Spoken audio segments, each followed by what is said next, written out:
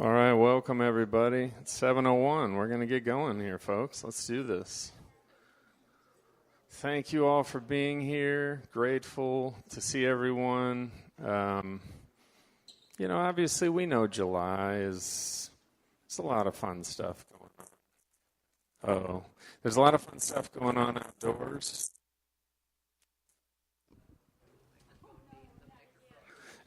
Exactly.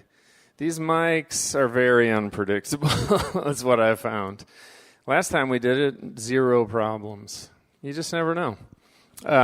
So thanks for coming out. Grateful to see a lot of familiar faces, maybe a few new people. Thanks for being here. This is Still Processing. My name is Joshua Viss. I'm the creative director of Still Processing. And we are essentially an educational nonprofit that started in the fall of 2022.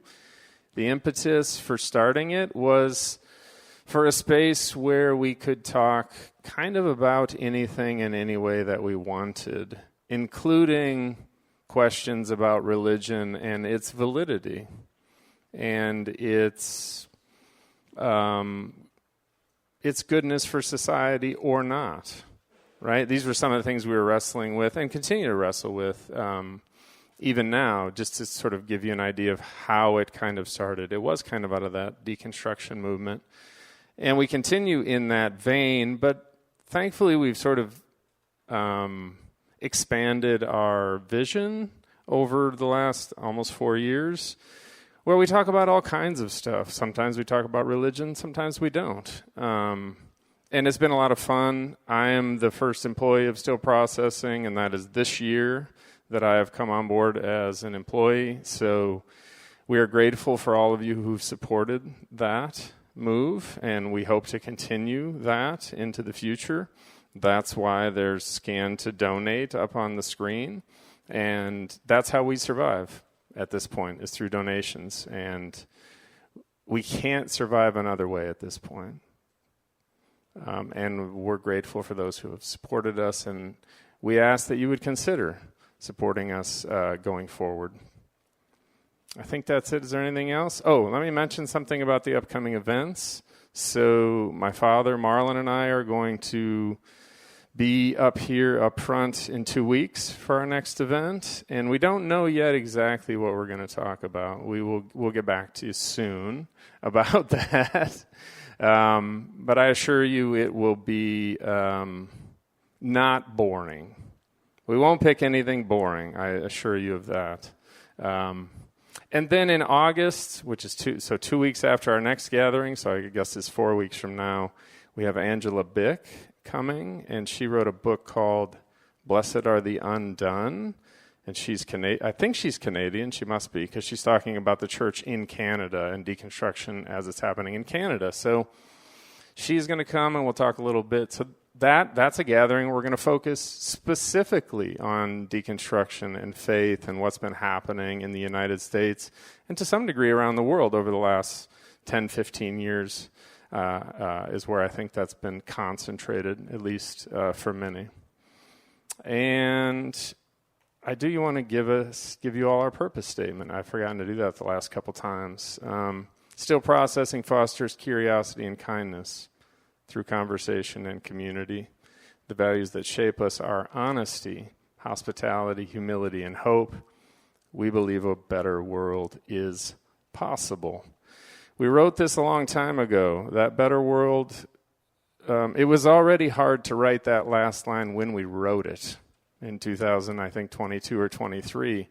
And I'm sorry to say it has not gotten a lot easier to believe that a better world is possible, but we're sort of hanging on to that. It's sort of an article of faith for us. Okay, my guest for this Still Processing is my friend, Joel Schoon-Tanis. We're grateful to have you. Activist, artist. Are those 2 words that you're comfortable with, I assume? I am. Okay, excellent. Even though I feel like I'm sitting at the little kids' table here. I know. Right. These chairs could be a touch taller, couldn't they? It's like, hi, Josh. Thanks for bringing me over. Exactly. At the grown-up table. Here's your intro. Joel Schoon-Tanis strives to view the world through a childlike lens. full of color, whimsy, and honesty. His work helps others unlock a sense of childlike wonder about God's world. And this is very true of you. And I'm grateful for this aspect of you. It's important. It's always been important, but it might not have ever been more important than right now. Joel is a celebrated painter who's shown his work around the United States. Joel has also shown his works as far away as Kenya, where he did an art show to raise money for the African Fund for Endangered Wildlife. His murals can be found in many schools, churches, and children's hospitals. Surely you have seen them around town, including in Kenya, Zambia, and Palestine. These murals exist. Recent painting highlights include working with a group of international artists in Leipzig, Germany, creating art on themes of social justice, painting on the separation wall in Bethlehem. I was there for some of that. And having his art presented to the Pope. As an illustrator, Joel has contributed to more than a dozen books. Most notably, he illustrated the New International Reader's Version Kids Study Bible for Zondervan. He partnered with Jars of Clay lead singer Dan, is it Hazelton or Hazeltine? Hasseltine. Neither of those. Hesselton. For The One, The Only, Magnificent Me, and Lulu and the Long Walk, which I remember reading to my daughters and always getting, I'm not just saying this, getting choked up in every time I did it. Because it's about Lulu and the long walk she has to take just to get water for her family. And I'll just add this real quick. When I think of USAID and what's happened to it, this just came up just now. Yeah, you probably is this something that's been on your mind because of the work you've done? Yeah. So one of the places that I have a mural that was not listed there, I need to update my bio. Right. Is a year and a half ago, 2 years I guess now, I painted a mural in Mozambique, which is the 6th poorest country in the world. And I went there to work with a couple. Dana was Dara. Jerry Root's here, and I was thinking about your wife. Sorry. Not in a weird way. Dara is a palliative care nurse and was using art out with her patients way out in the bush as an alternative to medicine. And then Chad, her husband, was using agroforestry to help the farmers try to give up on corn, which the colonizers, the Portuguese, brought. Corn doesn't grow there very well, Josh. It grows about 2 feet tall, and yet it's been so embedded. Let's keep trying to grow it. And so I painted a teaching mural about agroforestry, which we could actually do a whole conversation on that because it's fascinating. The 30-second version, or 15, because I know we got a lot to cover. Whatever you got, man, give it to us. You plant trees and plants that grow at different strata, and they all grow, and it looks like a mess, but it's actually the way nature works. And a pest that's on one plant gets eaten by a pest from another, and the ecosystem works together. And as things grow, they just prune and mulch the branches, and that's the fertilizer. So you need no chemical fertilizer, and you get food at all these different kind of food. So you have pineapple, which by the way is a forest floor fruit, and I ate a whole pineapple other than the skin, core and all, no sores in my mouth because it's actually grown the way it's supposed to be. Then you get coffee, then citrus, and bananas, and mangoes, and avocados, and finally you get hardwood, the top strata, and that's your retirement account because it takes 30 to 40 years to grow. And in a poor country like that, nobody has a retirement account. But now you have all of these trees that are worth thousands and thousands of dollars. It's amazing. And here's one of the most interesting things to me. The root systems in the canopy pull up and hold in moisture. And so in these areas where these agroforests go, places that used to have streams, that the streams are long gone, sometimes the streams come back. It's like it's incredible. That was a sidebar because my art project had to do with agroforestry, and I am an agroforestry evangelist now because it's amazing. But Dara got most of her medicines through USAID. That's the stream. I was waiting for the connection. You're waiting for the connection. I was waiting. It takes me a while sometimes. I'm an artist, and it's devastating. Like, it was already rough, and people are dying. People are dying. Mark Rubio is lying. People are dying. Yeah, thank you. It's funny, I thought of this a few days ago, and then my mind forgot about it, and then it came back right now, and I'm glad we mentioned it because I knew it would touch a nerve with you and the work you've been to some of these places. It's not, for me, it's much more abstract, right? I mean, I can think of places in the West Bank where I've seen USAID many, many times, but it's a little more abstract for you. It's personal. You've been to some of these places. Some of the other projects include At God's Table, Calvin Press, At Psalm School, GIA, I don't know what that is. It's a Catholic publisher. Got it. And his own art books, 40, The Biblical Story, and 40, The Gospels. And we worked together on 40, The Gospels. I hope that helped you. I'm not positive that it did. It actually sparked the whole project. Excellent. Which might feel weird for you, but it did. Awesome. I'm glad. Joel loves to travel, read, and have adventures with his female-centric household. I'm also aware of such households. And they live here in Holland, Michigan, his female-centric household. Joel, welcome. We're glad to have you. Thanks. It's good to be here. So I want to start with a little background. And it's funny, I was talking to your friend here, Todd, is that right? That was pure luck, I think, Todd, that I got that. And I was thinking, like, I actually don't, because we met as adults, like 10 years ago I don't know the sort of origin story of Joel the painter. And just the fact that you've managed to be an artist as your career, and you're now 50-something. That's right. Excellent. That is right. I was not lying. I'm 50-something. How do you think about, like, now that you've been doing it for, I don't know, you're 30 years at least, right? Sort of professionally as an artist. How do you think about having pulled that off? It's not an easy feat. Yeah.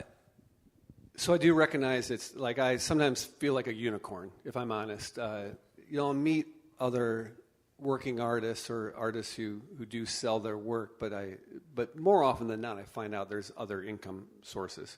But that is not the case. I am not a trust fund baby. Never won the lottery. I mean, I'm always grinding. I'm always applying for a job is often what I say. Like, literally, I'm always working out the arrangements of the next project, and I only get paid if I do the work. I'm not on a salary, so to speak, right? It's like, so I do recognize that that's precarious, and that it's hard to believe that I have made it this far. And I will say I work hard every year, and some years I have financially more to show for it than others. And it's a little bit unpredictable, and you learn, and you move and adjust and pivot as needed. Sometimes I'm a little slow to pivot. Like when the internet came along, I was slow to pivot as galleries were starting to sort of crash and burn, honestly, and people were finding their art. People who are art buyers started finding them in all kinds of places because they now had access to all sorts of places. Whereas early in my career, when I had an art exhibit, it was awesome. It was a party. I showed, like, for instance, in Saugatuck, Michigan, at the Water Street Gallery. It was my first gallery that I was represented by, and art openings were body to body, and the exhibit would sell out first day. That was heady times. Now, if you can get a couple dozen people to an exhibit opening and sell a piece, it's a win. Now, I'm also more expensive than I was, Josh. So it was I'm glad to hear this. Easier sailing. Mm-hmm. But anyway, so so the whole way to make a living as an artist has changed, and I've sort of figured some things out as I go. But I do feel fortunate. I will say two things about this, though. The fortunate part is I was fortunate to have a friend who, I forget how many years ago now, took me aside and sort of suggested to me that I could use some consulting. And he was not wrong. So this is a guy that did business consulting. And he saw that I was following my whims, because I follow my whims. Do you ever talk Enneagram on the I'm not sure. processing? I'm not sure it's ever come up, but I bet a lot of people know it. I'm an Enneagram 7, which is the enthusiast, which means I have a great new idea every day. Oh. Tomorrow, I may have forgotten my great idea, but I've got a new great idea, and every now and then I will just follow the whim of that great idea just because I can. I do this a little bit too, Yeah. actually. As Yeah. I'm a 5, so head. it's all very internalized, Yeah. right? The hard part is going outward for me. Okay. Does that make sense? Yeah, sure.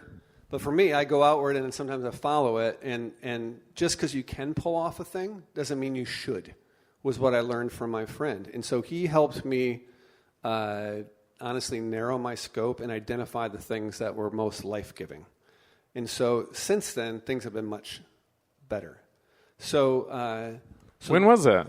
Do Do you remember it? Yeah, roughly. probably 2012, 2013. So not long before we became friends. Right. So I was in the new version of me when we met. Nice. So you didn't know. I mean, think about how much more scattered I was, because I'm pretty scattered since you've known me too. Right. There's a more chaotic version of Joel. A more chaotic version of me that follows my whims. And so that was one thing that I wanted to point out, that actually outside help got me there. And the other thing I want to say is what I realized partway along the way is I am just so wired to make stuff. Like, I just have such an overwhelming desire to make things that I don't have another choice. And every X number of years, when there has been a downturn in art sales, for instance, COVID. During COVID, the week after shutdown was when I was supposed to begin on a huge mural in a children's hospital.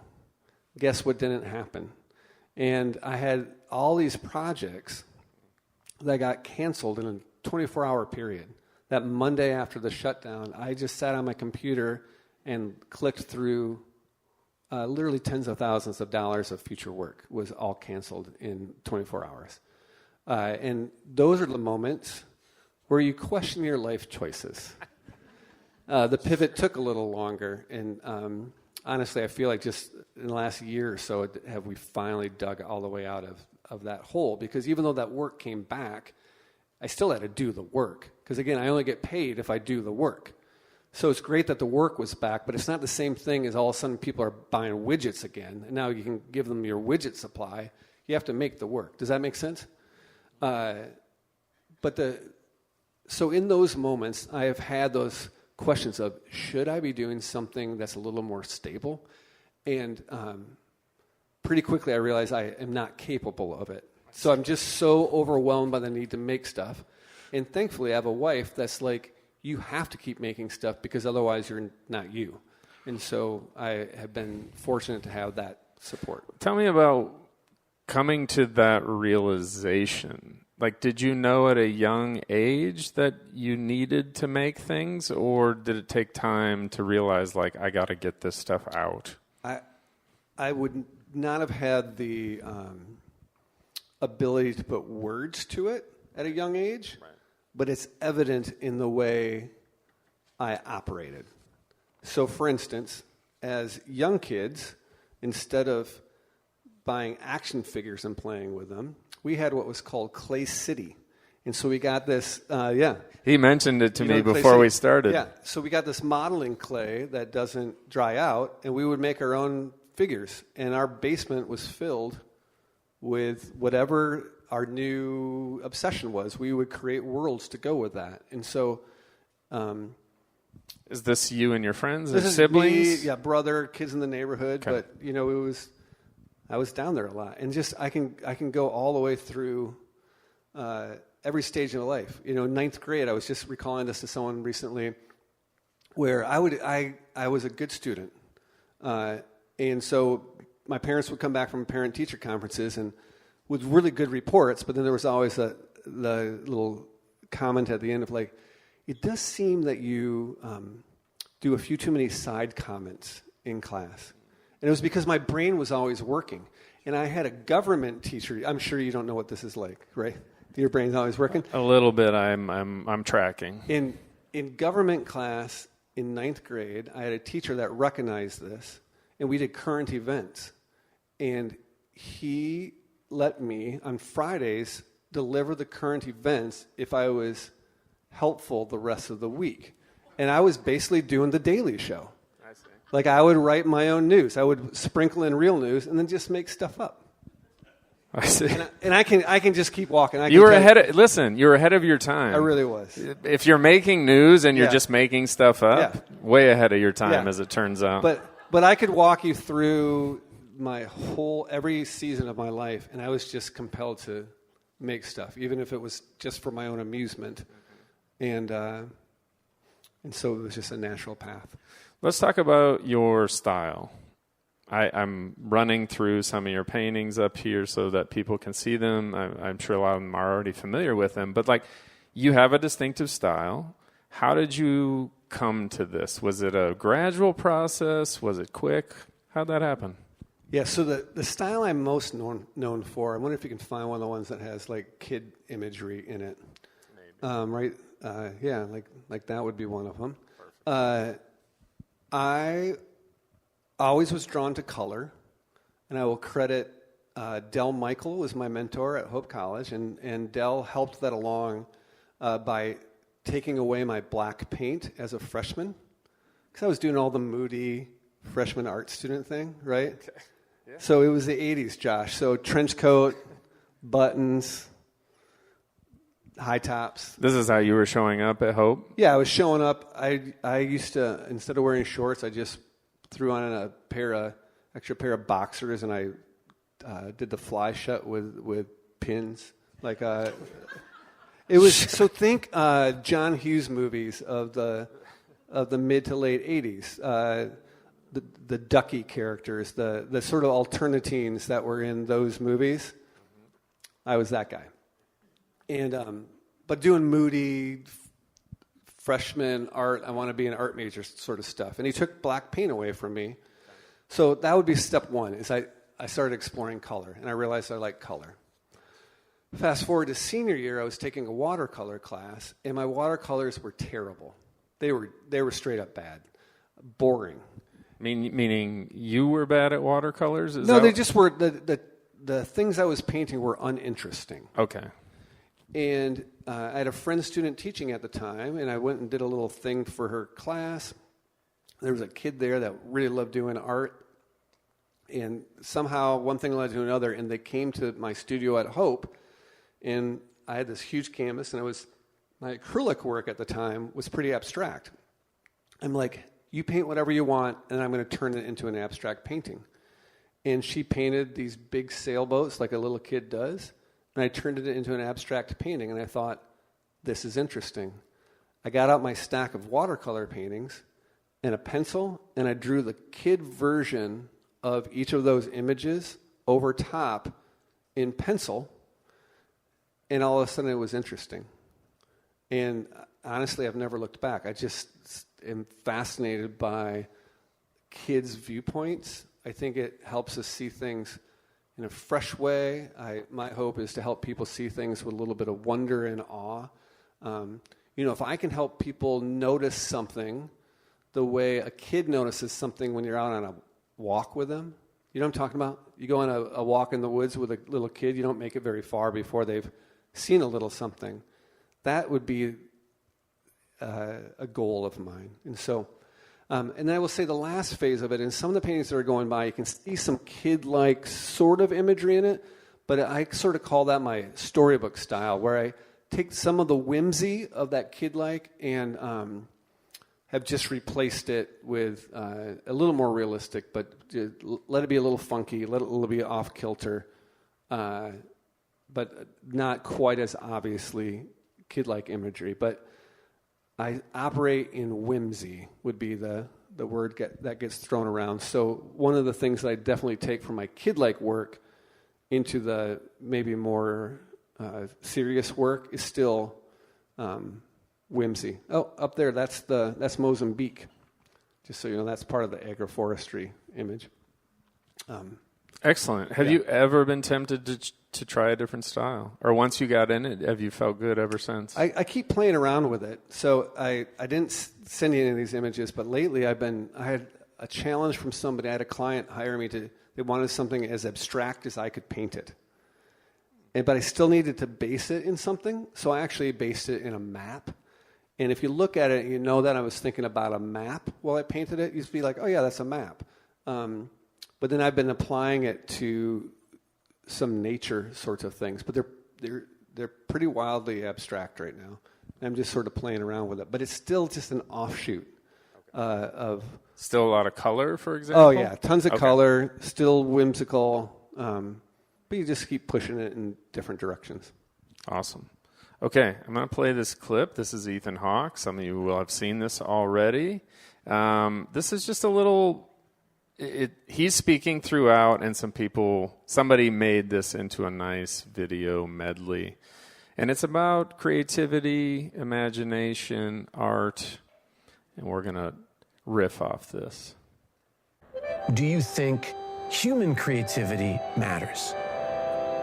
Well, most people don't spend a lot of time thinking about poetry until their father dies. They go to a funeral, you lose a child.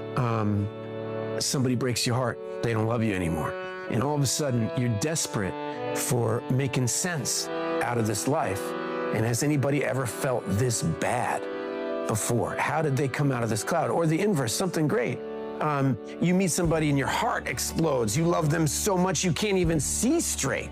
You know, you're dizzy. Did anybody feel like this before? What is happening to me? And that's when art's not a luxury, it's actually sustenance. It's vital. It's the way we heal each other. We're starting a dialogue, you know? And when you do that, this healing happens.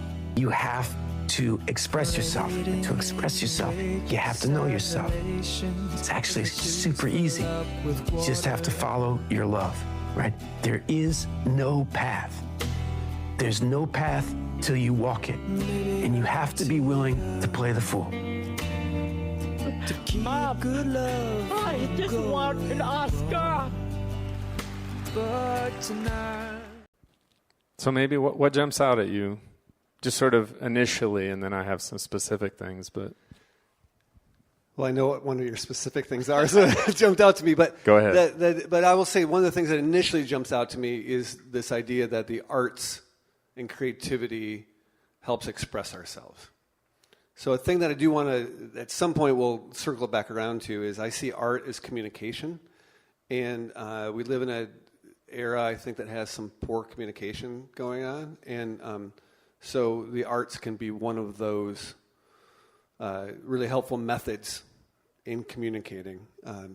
So I resonated with that first part. It's like when we feel something big, we need the song to go with it. It's like, I bet you if we started popping through some soundtracks, there would be songs we had played and you could remember it's like what you were going through at the time. Or for me, honestly, I can tell you sort of what my art exhibit was that I was working on, and so what I was thinking about at the time. Like, I'm a huge Hayley Williams fan. Do you know Hayley Williams? Just saw her in concert. Is this Paramore? Yeah, Paramore's lead singer. Yeah.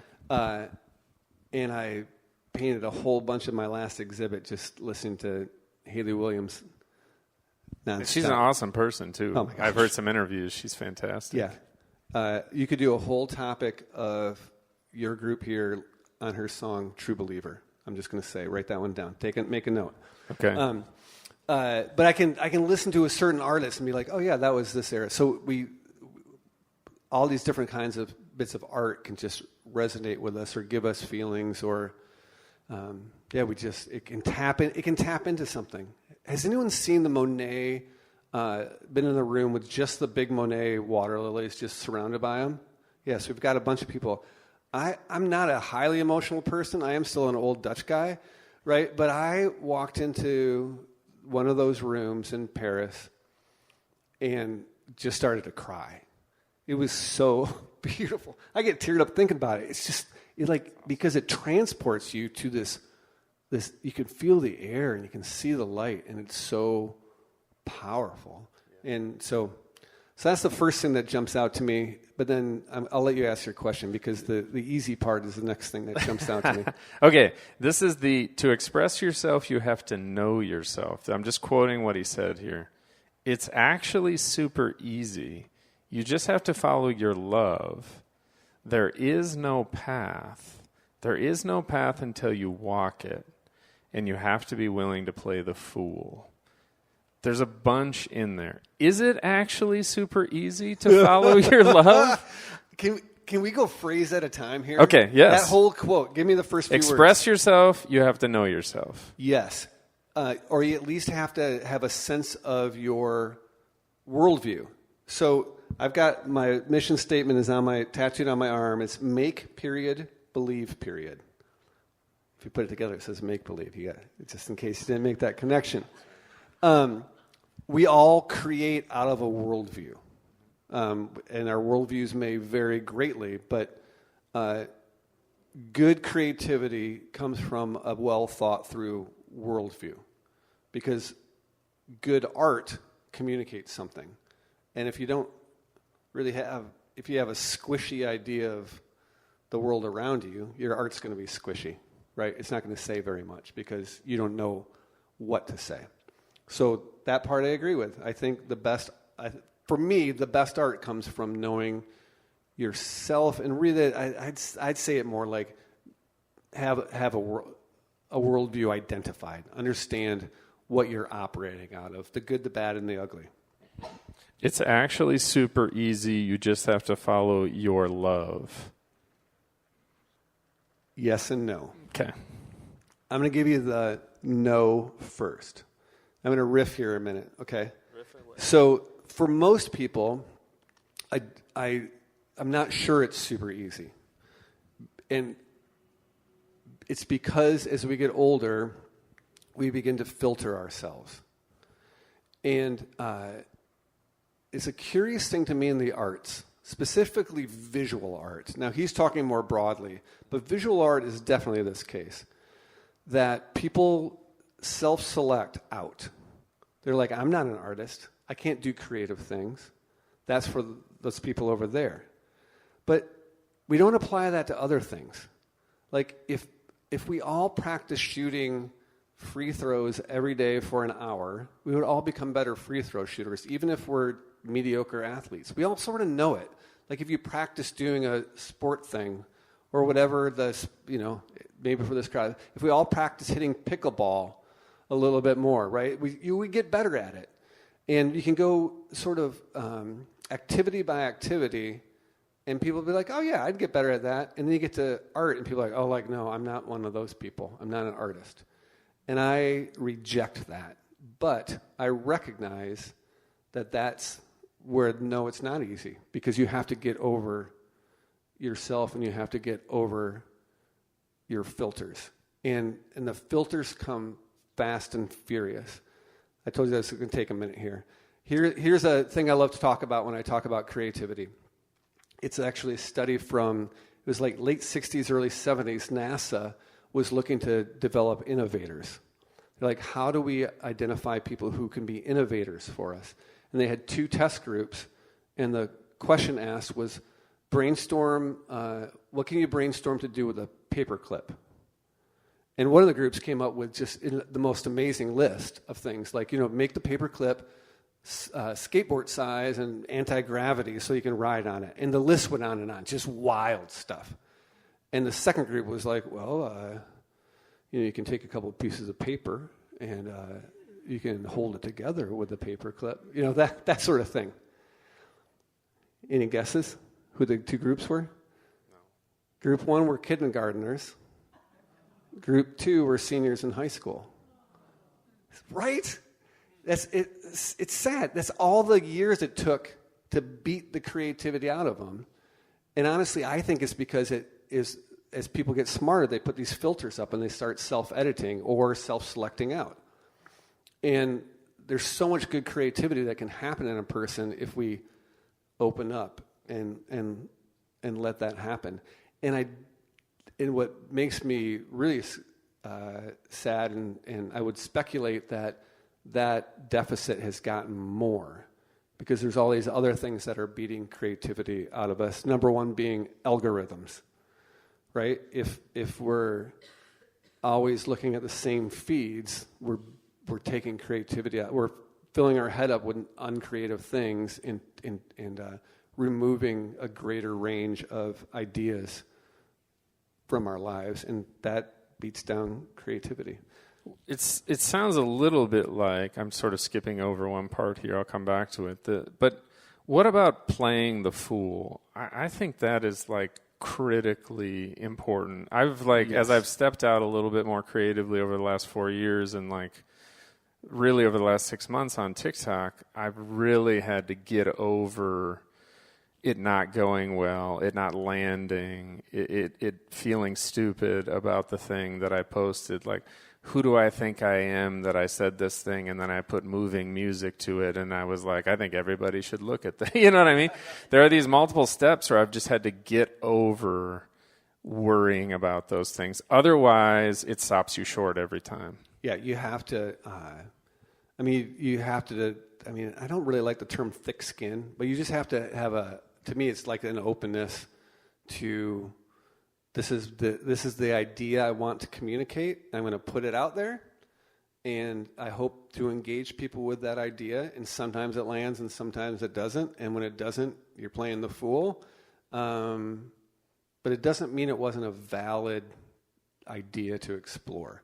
But so that's the no part of. And you've survived a lot of. Oh, you've survived a lot of times where you were that didn't work out the way I was hoping. I assume. Oh yeah. Sometimes it just doesn't. It doesn't look right. The show doesn't land.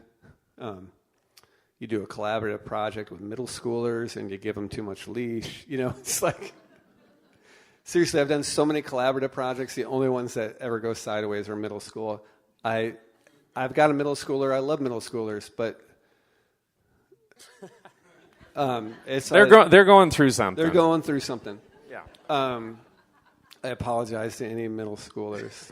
I'm aware that there's a middle schooler here. I'm certain you are the exception, as is my daughter, right? And mine. I'll throw her in too. Where was it? No, just that middle schoolers, the collaborative projects have worked and haven't worked. Sometimes they don't work, and you play the fool. Yeah. So here's the part where back to the why I do think it is easy to follow your path is like because you don't have any other choice, right? You might not be following it creatively because you've sort of stopped yourself up, but if you can just be like, okay, I'm going to follow this, it is easy. Because it's just allowing yourself to do it. And because the creativity is there, I believe we're all wired to make stuff. We're all wired to create. And I have a very broad idea of creating. So here's one. So like if I'm in a room like this and I'm like, who feels like they're an artist here? You might get a couple hands. Who feels like they're creative? And you'll get a few more. But if we start unpacking what creativity is, we'll all get there. And I'll throw out the most obvious one that is cooking, right? If you bother to make a dish and are willing to taste test it and maybe put in a little bit extra spice or remove a little bit of spice, that's a creative choice. And that's creativity happening. And there's so many things you can do in the course of a day that are creative, and we can recognize that is easy. You do it. There's lots of things we do. The arts is that start stopping people up, but you're all doing creative things all the time. It's just you might not recognize it as creativity. All right. There are more questions there, but I'm moving on. We'll get around to more of those things here. I'm going to play you a clip that I played a number of years ago, actually. And the person speaking I think actually the On Being host, Krista Tippett, does a lot of the speaking here. But she's interviewing Adrienne Marie Brown, who's this really imaginative sort of author, community organizer. She had this thing called Emergent Strategies that she founded. And I've just really enjoyed getting to know her and her work. And this is a clip from her time on the podcast On Being. I think it used to be a Faith something. I forget. It had a previous name. But speaking, is that what it was? Okay. And it's about imagination, and I thought it'd be interesting for us to think about this. There's this passage from the parable of the sower, the book of the living, verse 19, and it's all successful life. All successful life. Is adaptable, opportunistic, tenacious, interconnected, fecund, understand this, use it, shape God.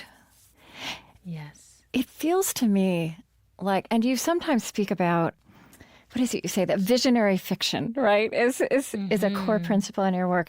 And it seems to me that, what you're getting at there is a core value of imagination and understanding the power of imagination in making the world and remaking the world. Yeah. What I realized is it is the work of radical imagination to do so, but also that we're living inside of imaginations that other people told us were true and told us were like, this is how the world is. And I always uplift my friend Terry Marshall. He was the first person to say this to me, that we're in an imagination battle, which just blew my mind. And I think about it often, that we live in this abundant world and we've been told it's scarce, right? And then we're given all these stories of scarcity. And because of that scarcity, we have to fight each other constantly. We live in a world where there's actually no superiority based on what we're born into, whether it be skin, sexuality, gender, any of that. But someone has imagined superiority, right? And someone has imagined it into a structure that we now... There's no natural, coming back to that language of what is natural, that there's no natural superiority in these things. No, but if we imagine that we're supposed to be divided and we imagine these constructs to live inside, we can get very committed to those constructs, right? And then our imaginations can get very limited. Yeah. And that's never felt like enough room. So there's a ton in there. That last piece, and that's never felt like enough room. That I didn't pick up on that when I first made this little clip. But a lot of this, I think the reason it resonates with me is because it feels like a lot of the work I've been doing over the last 4, maybe longer than that, years, is like wondering about the imaginative constructs that I was given, right? Like getting to the point of being like, oh, I was given a construct, just to give an example, that there's something wrong with humanity and we need somebody from outside the system to save us, right? Like somebody gave me that construct and it became like real to me, right? And so that's the sort of like we're living in other people's imaginative constructs. But then this other one that's become really real to me, and probably even more so since Trump's reelection, is the imagination battle piece. That just feels so right to me in some way. I don't know. Let me kick it to you. Oh, yeah.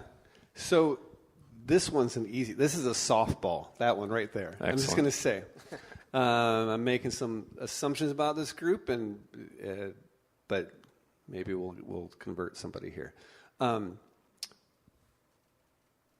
If you're thinking about making America something again, whatever those things are, if you're looking at the past and that's all the imagination you have, that's a lousy imagination.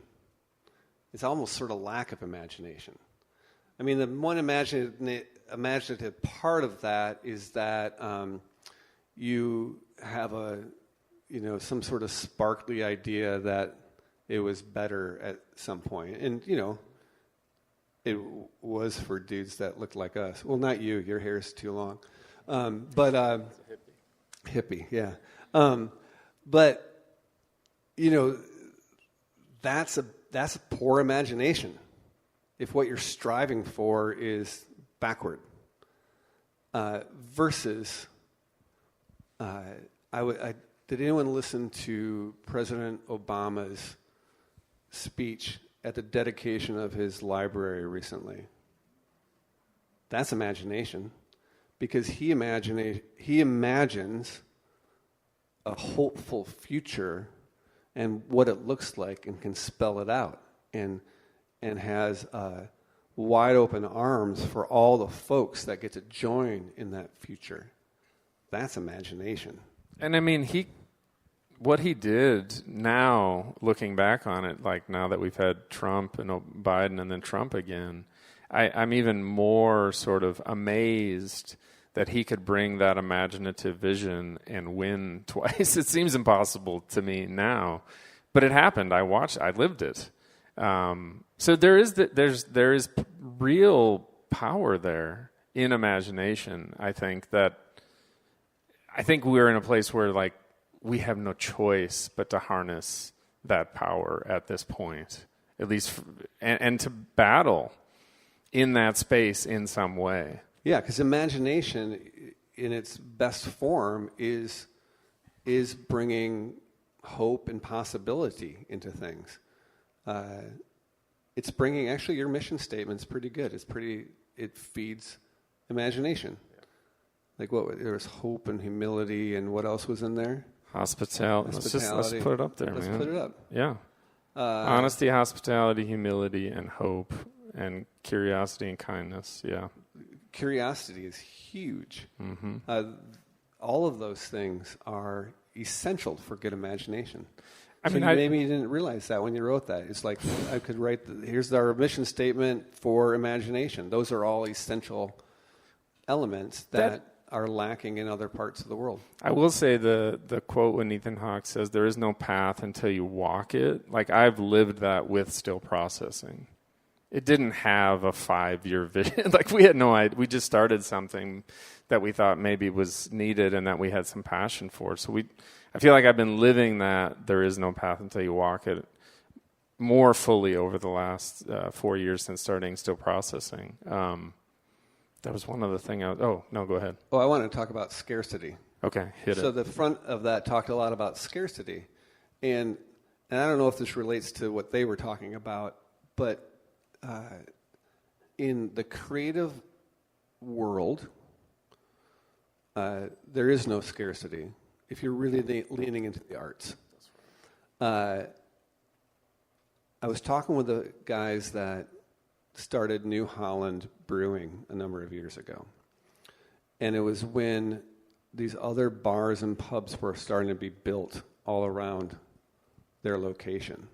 And I was like, hey, are you nervous about this?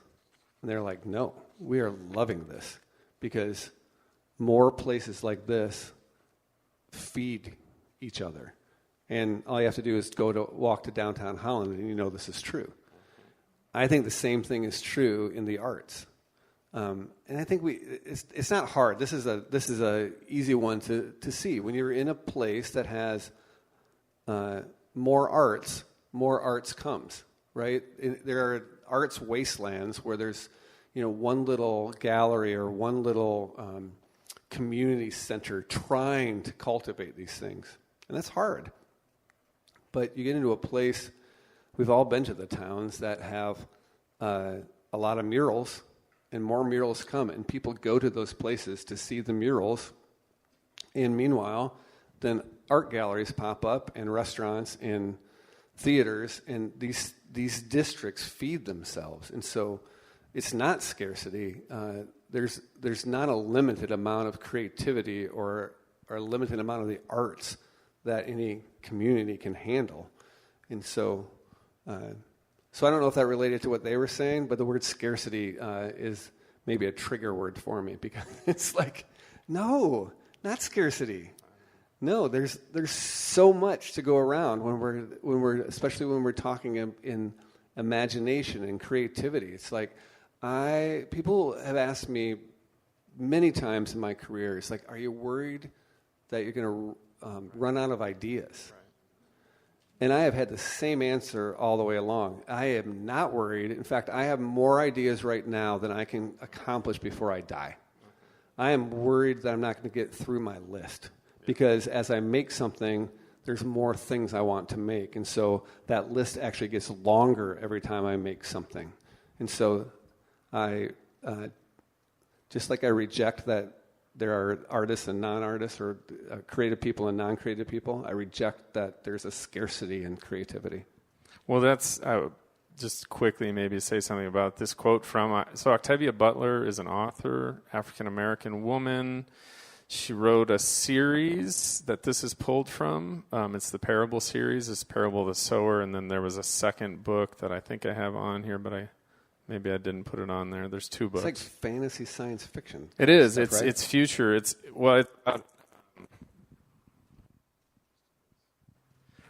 about environmental issues and imagining a future where the environment is not hospitable anymore. That's Parable of the Sower, and another book. Fecund is on there. That's a word you would like better. That's a fancy word, obviously. It just means... I don't know what it means. Fecundity is like excess. It's like abundance. Maybe that's another word for fecundity. Maybe sort of like abundance, or... Was I the only person that didn't know the definition? Okay, thanks. I didn't know it for a long time. I had to do a bunch of fancy degrees to understand and know the word fecund and fecundity. So it's sort of the opposite of scarcity, to be honest. And I guess I wanted to get your thoughts, though, on the last part, because I think that's probably the most provocative part. Shape God.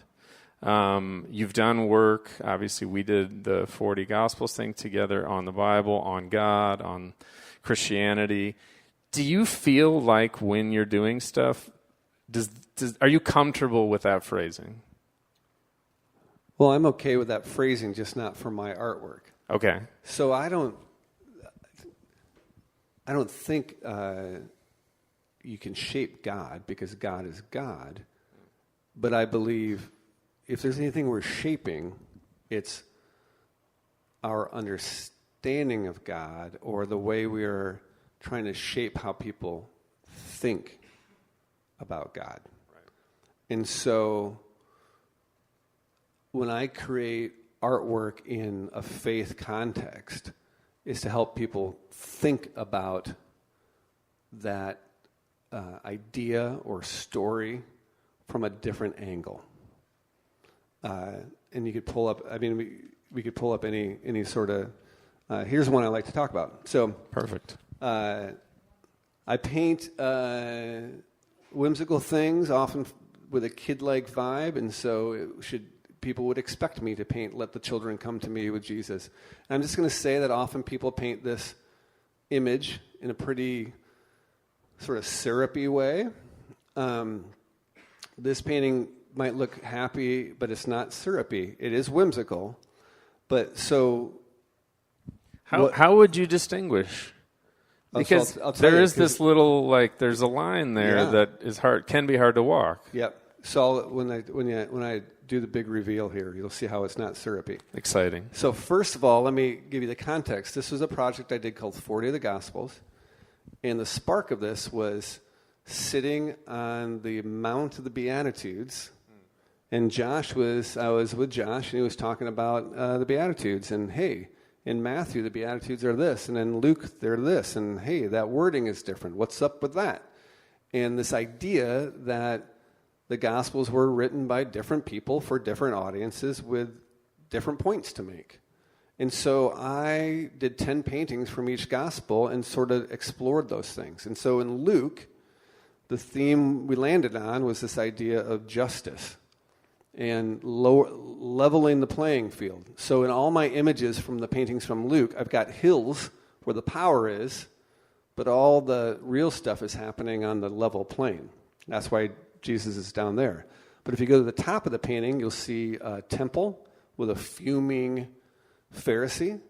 Then you'll see a rich guy with his arm around a camel trying to squeeze him through the eye of a needle. So we've got the wealthy, we've got the religious powers that need to be taken down to the level playing field. But here's where it's not syrupy. At this point in the story, Jesus is pretty popular, and the people bring little children to him, and who is it that keeps the children away? It's the disciples. So if you look really carefully at the disciples, do you see the shadow they're casting? They're a gate. And in fact, the arm of the one that's finally letting them through, you can see a hinge on it. They're the gatekeepers. So my question that I want people to ask themselves when they look at this painting is, who are we gatekeeping? Because I don't care who you are. You got someone you don't want to sit next to. It's true. Whether it's in a church pew or restaurant or wherever, there's someone you'd rather not have a conversation with. The list is getting long for me at this point, I get to be honest. Right? I'm fortunate that I come from my family. My side of the family was not one that had to stop having Thanksgiving dinner together after 10 years ago because we all voted the same way, right? We didn't have to navigate that, but holy cow, right? We all want to gatekeep someone, and unfortunately, we're in a moment where people want to gatekeep their relatives and people they grew up with and this sort of thing. And but I think it's important for us to consider, who are we gatekeeping? So that's when I explore a faith image, I want to find an idea that I want to explore and expand and help people come at it from a different angle. So is that shaping God? Yes. So I was gonna be like, listen, everything you're saying right now is shaping God, and let's own it. Shaping. Well, so I guess it's semantics at this point. It is. I think it is shaping my understanding and trying to help shape other people's understanding of God. Yeah. So again. But it means that you have your own sense of who God is, and you are going to find those places in the New and Old Testament, and you're going to highlight them, and that's a shaping of God. That's the way I would sort of. That's how you're hearing it. That's how I'm hearing it. Yeah. And I think that's critically important work. I think there's no way around that.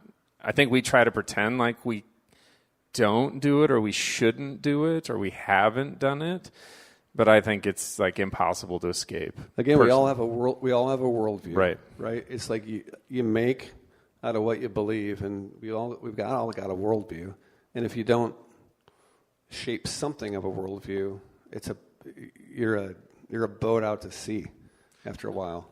You're also an easy get for people like Donald Trump. Because if you don't have something inside of you that's guiding you, you will look for it out there somewhere, and some strong man will come along and convince you that they're right. And so I think internal authority is like really important, I think. Yeah. And most of those folks that are going to get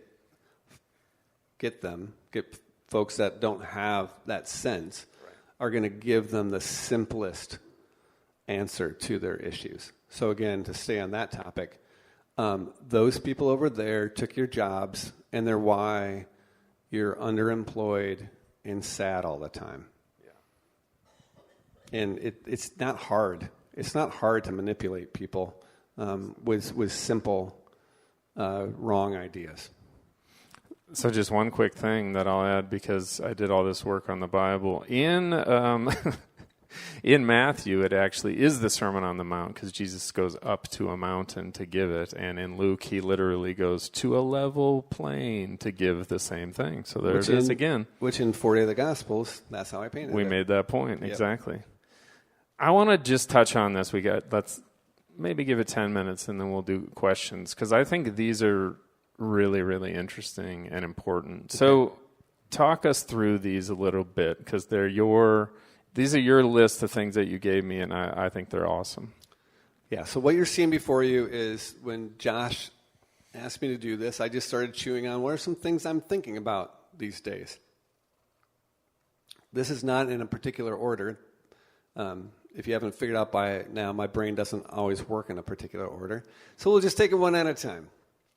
The value of creativity in the arts has something to do with it's important for us to be generative instead of consumptive. We live in an era where we just consume things. But life is better when we make things. Right? And we could again, we could go through very simple parts of our day and think about when something's just fed to us and we consume it versus whether we've actually made it. One brings us more joy. It's easiest in these situations, again, to think about little kids. So give kids blocks. In fact, studies show that the best toy a kid can have is building blocks. Give them blocks, and they're good to go, and they are happy. Give them a gizmo that does this one specific thing when you press a button or two. It's boring really fast, right? Generative versus consumptive. And we can put this on our own lives, too. And I know I'm best when I'm making things. In fact, if I've missed several days in the studio, my wife will be like, go to the studio. You sort of suck right now. Right? This is so interesting because this is happening to me like right now as we speak. Like I'm learning this about myself, meaning I love to consume information. That is so naturally soothing to me. But it's so overwhelming because there's so much to consume now. And I've started being more generative because of still processing and because of leaving my work with the RCA. I feel like if I do something generative, right now a lot of what I'm doing is short videos for TikTok. When I'm done and I post it, I'm at a point now, yes, do I want the numbers? Yes, it's hard not to be a little bit obsessed with who's viewing it, right? But just doing it just I feel better after I've just created something rather than continued to consume. I'm just living that right now. Yeah. Again, we could go through simple things in our lives. When you have planted some new flowers at your home, life's better. I often actually said if I didn't become a painter, I would have been a landscaper, because I like to see the thing that I've made at the end of the day. I don't want to have the thing I made be a list of emails returned. No offense. I'm sorry for those of you that is your life, but that's not my. That could not be my reality. I want to make a thing. All right, next one. How cultivating imagination can help us find hope. We sort of touched on this already with. Can I say something about please. this?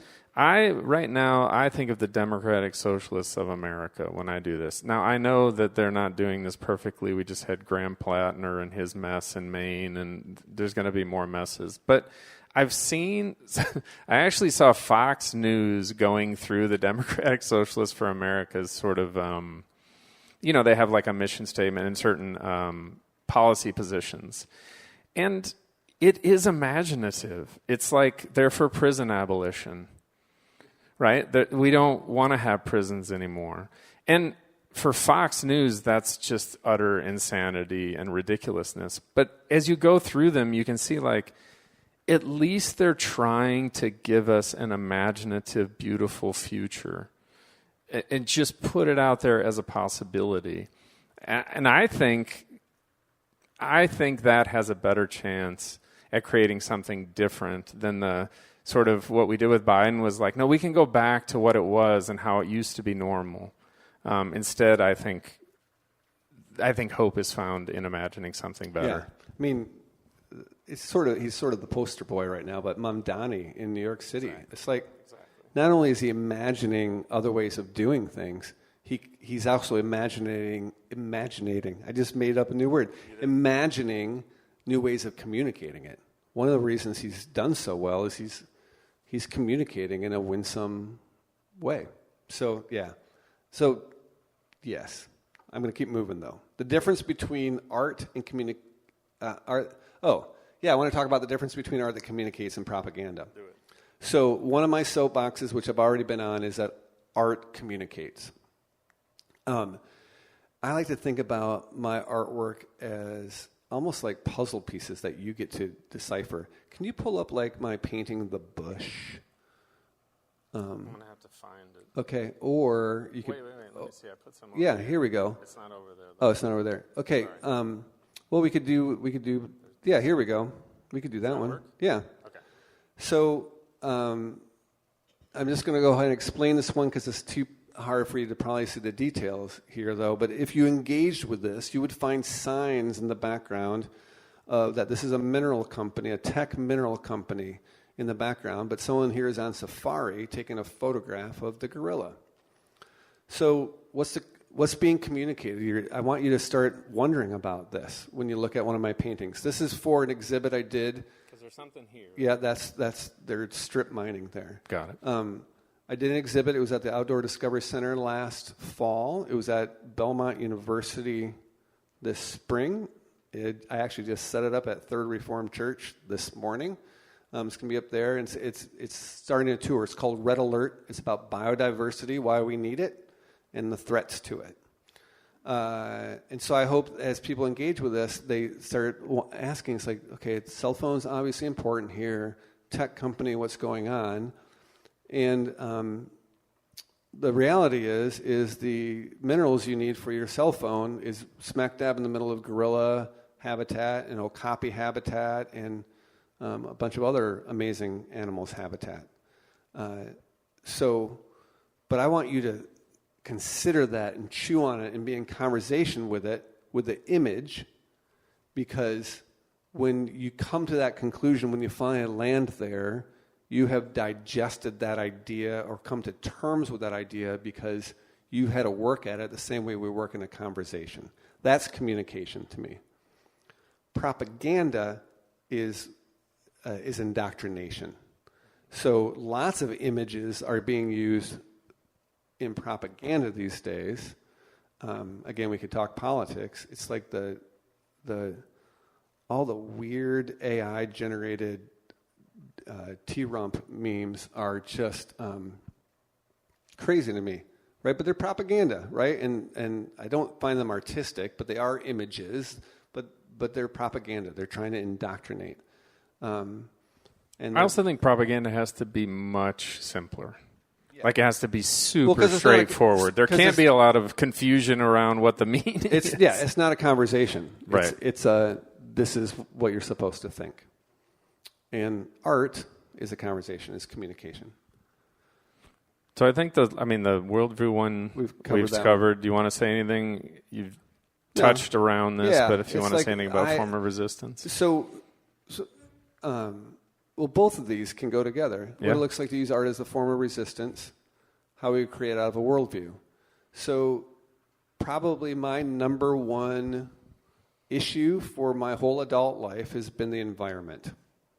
You heard in my biography that I did an exhibit outside of Nairobi for the African Fund for Endangered Wildlife.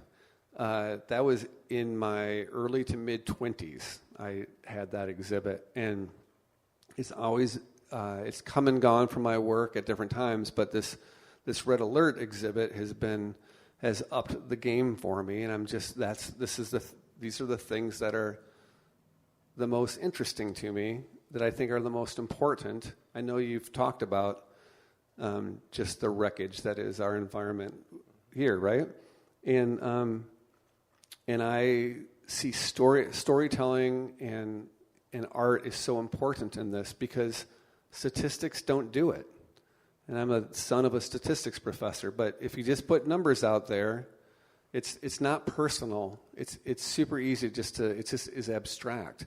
But when we visualize it, it's something more. I have a painting in this exhibit called "A Day in the Lives of Elephants," and "lives" is crossed out, and it's I think it's 55 or 56 elephants. It's a very abstract sort of nice modern looking thing. The elephants are super colorful as mine are, and sort of thing that would make a nice pillow, Josh. It's a nice pattern. But when it sinks in, you will start to think about why is lives cut out.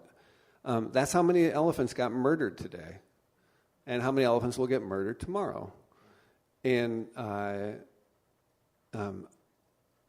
think finding your way there, so my worldview, I want to communicate that, but I want people to really, I want it to sink in. But I think one of the better ways to let it sink in is in that communications. And that's how it becomes resistance. So maybe we should just land on our shared image there in Palestine and the separation wall, right? So the stack of animals there, it's called Balancing the Peaceful Kingdom. I painted that on our second trip we led to do art camp in the West Bank. And it's taken from Isaiah in the Old Testament, the peaceful kingdom. The wolf will live with the lamb. It's basically all these predators and prey will live together in harmony. But it's whimsical, and yet what's happening there? If you look carefully, they're trying to get over the wall. And so again, a passion point for me, but how art communicates is all wrapped up here. You can attest that if you want to kill the mood in a room, suggest that, hey, let's talk about Middle Eastern politics. Great dinner conversation, right? I love killing the mood in a room. I'm an expert, really, to be honest. But I will tell you, art here lets me communicate, lets me live out my worldview, lets me have an act of resistance, because the art becomes a funnel for which to talk through. And so I have shown that image in a wide variety of settings, often when I'm in a room where not everyone has my same viewpoint. But you start talking about the art, and next thing you're having a civil discourse about the situation. They're like, wait, where is that? What is that that's painted on? It's like, that's the separation wall. It's like, wait, that looks like a maximum security prison. It's like, well, yeah, here's the next slide. And the next slide shows the gun turret that was about 25 feet away, where a kid that looked like he was 12 years old had a giant gun, and on more than one occasion opened the window. It's like, what are you doing? And I had a very interesting conversation with him each time, right, as I'm 20-some feet off the ground. And but it's allowed me to have these conversations because the art acts as a conduit to have the conversation. And I've gotten out of most of those conversations pretty unscathed. And the art probably initially doesn't feel threatening, right? Because it's whimsical. Because it's whimsical. Right. It doesn't immediately feel like, oh, this is a political statement, right? It takes a minute. Questions? Does anybody have any questions for Joel?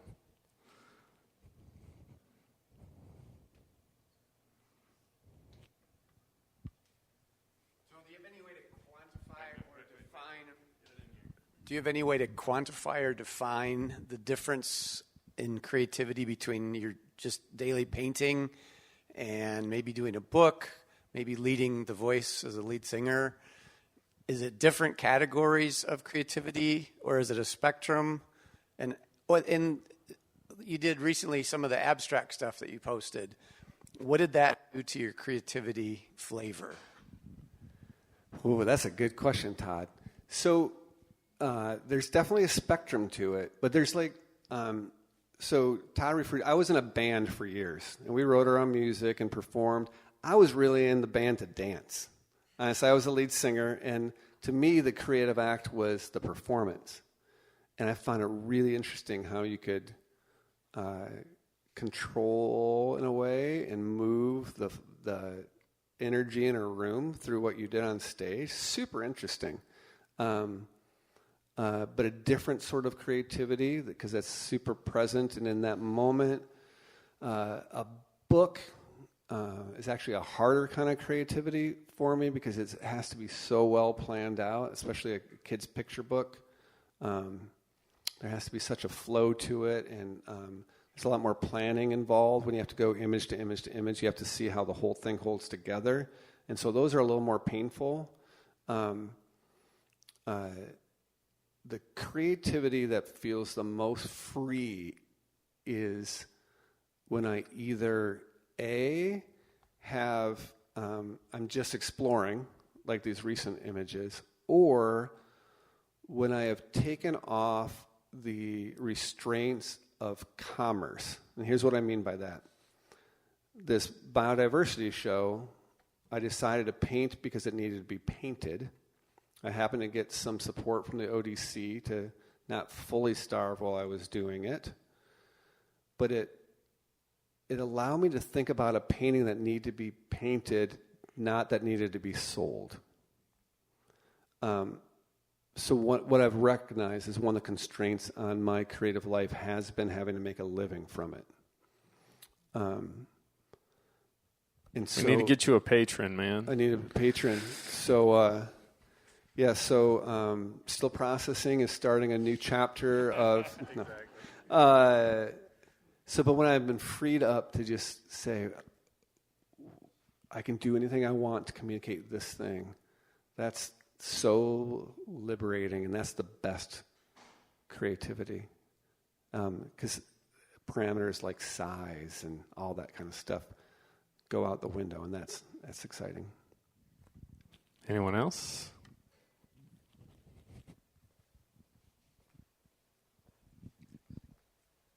Might be a little strange question, but Joel, obviously your paintings, your artistic abilities have evolved over the years. Have you ever been in a situation where maybe somebody commissioned you to do a painting back when you were in the 20s, and years later you go and you see that same painting, and all of a sudden your mind goes off of saying, man, I could enhance it today by doing this, this, and this. I know it's kind of strange, but I'm just curious. Yes. It's an interesting thing, but more often, so the one nuance to the answer here is that it's more often something I did a little more recently in my past that I want to tweak, versus when I get really removed from a painting, I'm just like, sort of weird the way I was doing that back then. That's sort of cool. Like I painted really loosely early in my career, and I was mainly doing watercolors. And my drawing skills weren't as good. So sometimes I'll see an animal I paint and it's like, anatomy's off a little bit. But, I mean, I sort of think of it like... Taylor Swift is who comes to mind, right? Because she started making albums when she was really young, and now she's going into adulthood, and like obviously there's a different feel to the younger stuff than the older stuff, just sort of naturally. And I think, I don't know, does it feel like you just kind of accept who you were and what you made, and you don't try to overthink that? Mainly, but there's every now and then there's one that's like, ooh, I would like a redo. Like again, there's a couple collaborative projects, again, with middle schoolers, except not you. I'm not talking about you. Where it's like, oh, I should not have turned my back. Like literally, I'm not making that one up. I was doing a collaborative middle school project. I was trying to give them a lot of freedom. I got talking to a teacher, and this group of boys just decided to go to town and just paint over all this stuff, this lovely work that a group of girls had done previously. I knew you were going to say it was a group of girls who had done it. It's just true. I know. Yeah. I know. It's predictable. It's a little painful. It's painful, but so yeah. I've had these situations like I would like to have a redo on how I went about it, and sometimes a redo on how I finished it off. But who doesn't have want to have a little bit of a mulligan from a moment in life, right? Anyone else? Coming. My mulligan's just, it's on a thing that you can see. I didn't know quite a few of the things that were introduced about the projects you've done, but I would like you to maybe pick two that are more impactful to you or inspiring or thought-provoking. Could you just illuminate a little bit, maybe a couple of the projects you've done, and maybe what's one in the future that you're thinking of? Oh. I'm going to have to think about that last one. I'll get over here and try and bring some up. If there's something you're looking for in particular, or no? Well, I mean, we've actually touched on the two most impactful ones. You've actually seen them. So this biodiversity show, Red Alert, is my favorite thing I've ever painted. Yeah, I just felt like I was entering new territory with some of the images. And then this image of a painting in the West Bank was just one of those things. Fun story about this painting is the year after we painted that, Banksy built his hotel a half a block away. So I may or may not be Banksy, is the first thing I want to say. The second thing is... You wouldn't be here doing this if you were Banksy, but... It's part of my cover. It's part of my cover. I see. This is smart. Yeah. Smart. But as a result, like this painting got in a National Geographic travel article. If is Conan O'Brien's show still on somewhere on streaming? Conan O'Brien did a bunch of traveling to different parts of the world, and he's standing in front of the wall for an extended period of time, and you zoom out, and he's standing in front of my painting. I started getting text messages from people. It's like, hey, you're on Conan. I'm like, I think I would know if I was on Conan. I am sitting in my living room. But that's what it was. So it's been in the number of times people have taken photos of themselves in front of that and sent it to me or tagged me on a This one is especially relevant at the moment. I don't know when you painted this, but it wasn't recently, was it? No, that would have been probably during the first Trump? Trump one, yeah. Okay, Trump one. So yeah, give a little explanation of this. I love the story of the Good Samaritan. And artists love to riff off of each other. So this is riffed off of Vincent van Gogh's image, the way he painted the Good Samaritan, which he actually stole it from a French painter. So Van Gogh wasn't the first. You can trace these things.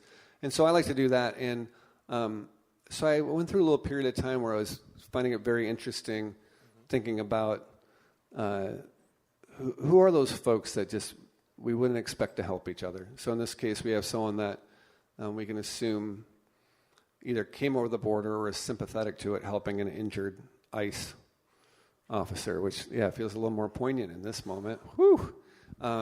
Feels tough. I mean, we just had another person killed by ICE a few days ago. In Houston, right? Yeah, had been here 35 years, the person who was killed. And if you, this followed, you want to show that one? Absolutely. So this is the Good Syrian. If you recall, right after Trump 1 started, it was demonizing Syrians and putting bans on things. That's right. Oh, yeah, the Muslim ban, the first Muslim ban. The first Muslim ban. Yeah. And so here you have a Syrian helping a guy, and if you look carefully, he's got a Confederate flag tattoo. But this is part of a bigger painting. You want to show that one? Do you see in the corner? This is my T-rump. Tyrantosaurus. And I painted this leading up to the election that first time, and things haven't changed much, have they? It's like he's speaking to the crowd, and he's warning of the asteroid that's coming from Mexico that's going to destroy everything. Meanwhile, the women down in the corner are getting knocked over by the T-rump's tail. And I was working on this, and I forget who initially asked me what the alternative was. What's the alternative vision you're going to give? And so I put in the Good Syrian in the background. So that was, that's how that came about. So the image got set into there to give a counter to the silliness of, I like him too. Can I say he's got little hands? It's nice. It's nice. I like that. I'll let you creatively draw the conclusion. All right, I'm going to invite Jen from our board to come up to close. I'm going to just put a couple of these that I had never seen before. So that's I really like. That's a biodiverse Michigan forest, but it contrasts with that one. Show the one that comes after that, Josh. You got it. So that's not a biodiverse forest. So these are all dying around here right now, right? So in the 1930s, we planted a bunch of woods, a bunch of trees. Great idea. We just did it with bad science. We planted trees as if they were a crop and planted all the same thing, which were red pines, which are really acidic. And so they poison the soil. So the only creatures that really live well in those are like squirrels and woodpeckers. So this painting is called Lonely Squirrel. And if you hunt, there's a little squirrel in it. And the previous painting is called Happy Squirrel, because you've got biodiversity. Well, thank you. As Josh mentioned, my name is Jen, and I'm on the board of directors for Still Processing, and I have the pleasure of thanking you all for being here tonight. And it's a beautiful night out, and you chose to be here, and that is meaningful to us. So thank you to both of you for being here, for leading this conversation. Very meaningful, and thank you all for being here. The fact that you chose to be here tonight is meaningful. It's something, and as I've learned from my good friend Marlon, something isn't nothing. Something matters. So, yeah, thank you. And we appreciate any support that you can continue to offer. Thanks. Joel? Thanks. Joel, thank you for being here. You're Grateful. welcome. It was a fun time. I feel like I want to say, go be generative and creative, because life's better that way. That's right. Thanks, everybody.